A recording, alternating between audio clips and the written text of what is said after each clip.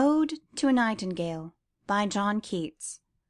LibriVox.org.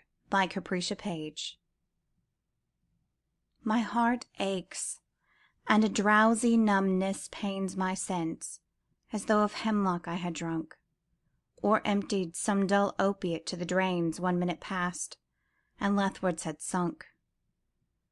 'Tis not through envy of thy happy lot, but being too happy in thy happiness, that thou, light winged dryad of the trees, in some melodious plot of beechen green and shadows numberless, singest of summer in full-throated ease.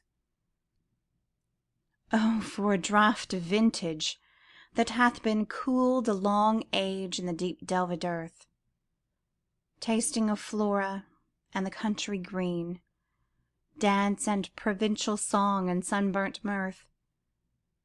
Oh, for a beaker full of the warm south, full of the true, the blushful Hippocrene, with beaded bubbles winking at the brim and purple-stained mouth, that I might drink and leave the world unseen, and with thee fade away into the forest dim,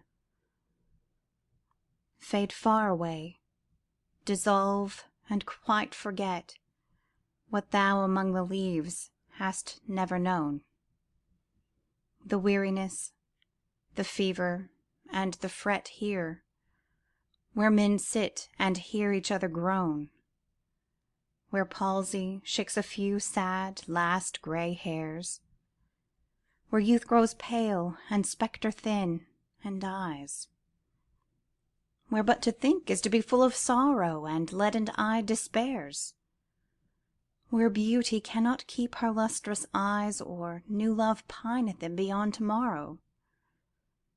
Away, away, for I will fly to thee, not charioted by Bacchus and his pards, but on the viewless wings of poesy. Though the dull brain perplexes and retards, already with thee, tender is the night, and haply the queen moon is on her throne, clustered around by all her starry fays. But here there is no light, save what from heaven is with the breezes blown through verdurous glooms and winding mossy ways.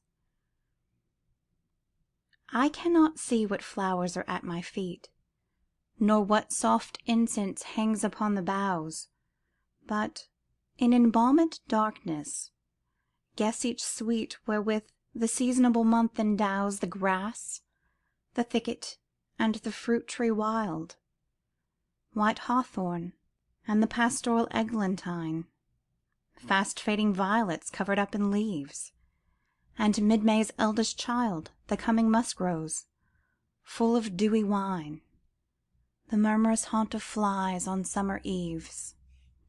Darkling, I listen, and for many a time I have been half in love with easeful death, called him soft names in many a mused rhyme, to take into the air my quiet breath.